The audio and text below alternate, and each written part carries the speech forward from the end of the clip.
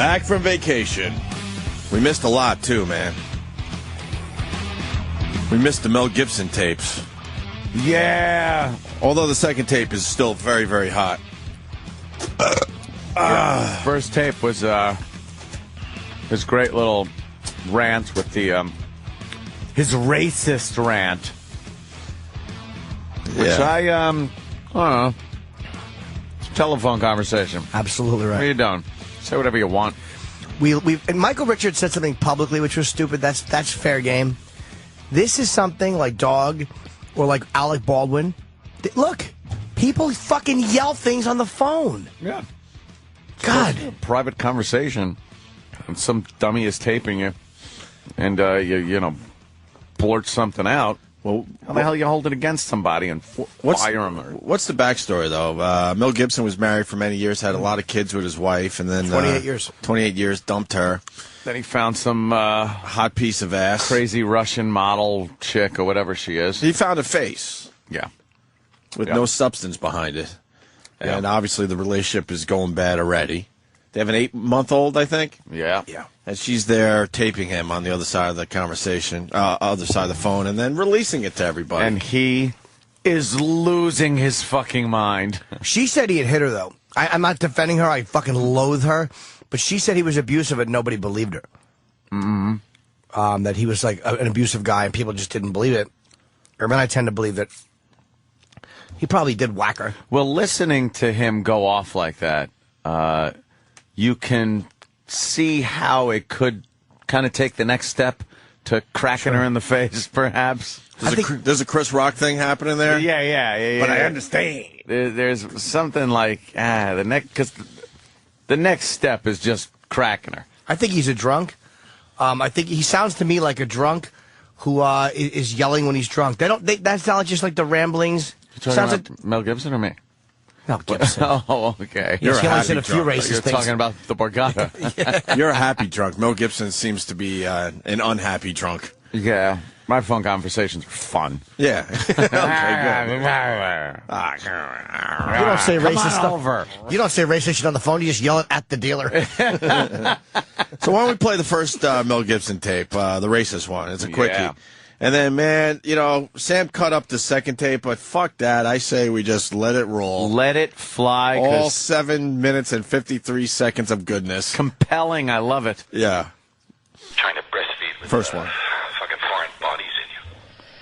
So Was that it? It has nothing to do with it. Oh, it had nothing to do with what? The fact that you had foreign bodies in there? Correct. Correct. Okay, good. So you're not lying to me about fake tits. I've never have. Yes, you just did. You said they weren't. You fucking lied to me before. What? I didn't. He can't tell that they're fake or not? That's a little weird, no? Anyone? Yeah, I mean, come on. What the fuck? Maybe they were not fake as far as... No, foreign bodies. I was saying instead of whatever makes fake tits. But don't they have fat implants from your own body, too? Well, they do it many different ways, Jimmy. Yeah. And they go in many different ways, too. Sometimes they take the nipple off. Sometimes they just go under the armpit, and then push it in. That's hard to detect. And sometimes they use fat, sometimes they use silicone. Silicone's supposedly making a big comeback. Oh. Yeah. I didn't. I never said anything of a kind. You never asked me, I never told you. Or maybe you asked me, but I never lied about this. I don't lie. Who cares? So, they look ridiculous. Get rid of them, why don't you? Anyway, you know. That's none of your fucking business. What It is. They look stupid. I'm just telling you. It's just an appraisal. Keep them if you want. Look stupid. See if I give a fuck.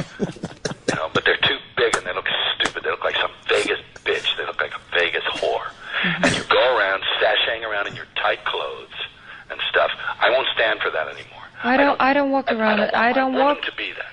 I don't walk around in tight clothes. I stay at home for most of the time. You go out in public and it's a fucking embarrassment to me. You look like a fucking bitch on heat. And if you get raped by a pack of niggers, it'll be your fault. All right? He's just trying to help. I know. And it's like, who cares that he said that? Like, you know. Like, first of all, if they do rape you, if you're raped by a pack of blacks and you refer to them as niggers, are you a bad guy or are they worse for raping you?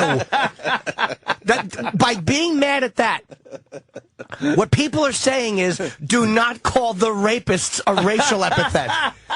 fucking asshole country. They may have raped her, but don't use the N-word. Stop it. Shit.